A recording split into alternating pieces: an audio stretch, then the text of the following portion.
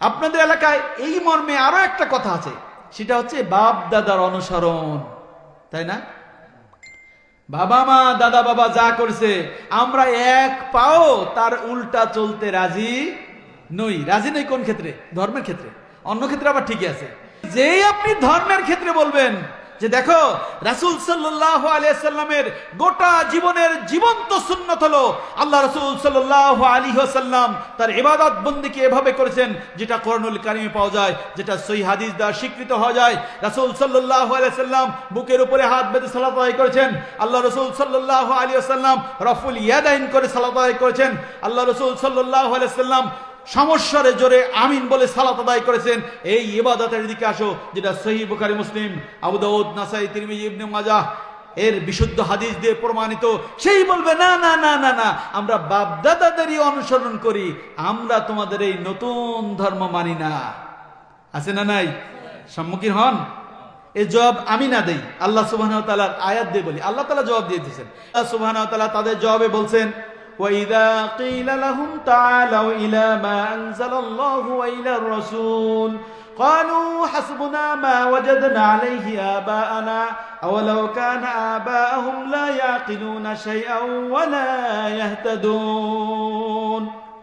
আল্লাহ সুবহানাহু ওয়া তাআলা তাদেরকে লক্ষ্য করে বলছেন ওয়াইদা কিলা লাহুম, যখন তাদেরকে বলা হতো তাআলাও তোমরা আসো, ইলা মা আনজালাল্লাহু ওয়া ইলার রাসূল, আল্লাহ যা নাজিল করেছেন এবং রাসূল সাল্লাল্লাহু আলাইহি সাল্লাম যে সত্য দ্বীন এবং ধর্ম দিয়েছেন সহিহ হাদিসের দিকে আসো। এক কথায় কোরআন এবং সহিহ হাদিসের দিকে আসো, আল্লাহ এবং তার রাসূলের দিকে আসো। যখন কাফেরদেরকে তাদেরকে বলা হতো, তারা তো মূর্তি পুজো করত, তখন তারা বলতো ক্বালু হাসবুনা মা ওয়াজাদনা আলাইহি আবাআনা, না না না না না, তোমাদের এটা মানি না, বাপ দাদারা যা করেছে সেটাই হাসবুনা, আমাদের জন্য সেটাই যথেষ্ট। তোমরা যে নতুন দিন ধর্ম সৌদি আরবতে নিয়েছো, বুখারী মুসলিমে আছে, বলছো আমরা এটা মানতে রাজি না। এটা ইমানদারের কথা নাকি তার উল্টা কথা? উল্টা কথা না? আল্লাহ তাআলা বলছেন যে অগ্রিম উত্তর দিয়েছেন, তারা কিন্তু এটাই বলবে হাসবুনা মা ওয়াজাদনা আলাইহি আবানা।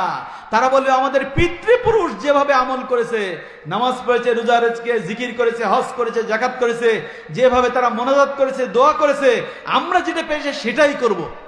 অনেক মূর্খরা বলতে বলতে এ পর্যন্ত বলে বাপ দাদারা যদি জাহান্নামে যায় তাহলে আমরাও জাহান্নামে যাব। বলে না? বলে না? আউযুবিল্লাহ, আউযুবিল্লাহ। এটা বলা যাবে না। আল্লাহ সুবহানাহু ওয়া তাআলা এরপরে কি বলছেন? আল্লাহ তাআলা এর জবাবে বলছেন আওয়ালাউ কানা আবাউহুম লা ইয়াকিলুনা শাইআন ওয়া লা ইয়াহতাদুন। আল্লাহ সুবহানাহু ওয়া তাআলা রাসূলকে যুক্তি দিয়ে বলছেন, রাসূল তুমি তাদেরকে বলুন আওয়ালাউ কানা আবাউহুম লা ইয়াকিলুনা শাইআ, যদি এই কোরআন সুন্নাহ দ্বীন ধর্ম সম্পর্কে তোমাদের পিতা এবং পিতামহ দাদারা তারা যদি না জানতো, আসল সত্য এবং হেদায়েত যদি তারা না পাইতো, আওয়ালাউ কানা আবাহুম লা ইয়াকিলুনা শাইআ, এই সম্পর্কে বাস্তব সত্য সত্যই যদি তোমাদের পিতামাতা পিতৃপুরুষ তারা যদি জ্ঞান না থাকতো, না জানতো, লা ইয়াকিলুনা শাইআ ওয়া লা ইয়াহতাদুন, এবং তারা যদি হেদায়েত না পেতো তাহলে কি করত? তারা যদি তাদের কাছে সঠিক জ্ঞান যদি না আসতো কি করত? তখন তারা যদি গোমরাহির মধ্যে থাকতো, তাহলে এই অত্যাধুনিক যুগে এসে এখনো কি তারা পিতামাতার দোহাই দিয়ে গোমরাহির মধ্যে থাকবে? আল্লাহ প্রশ্ন করছেন। আসলে কি থাকা যায়? না। হুদাল লিল মুত্তাকিন, কোরআনুল কারীম হচ্ছে মুমিনদের জন্য হেদায়েত।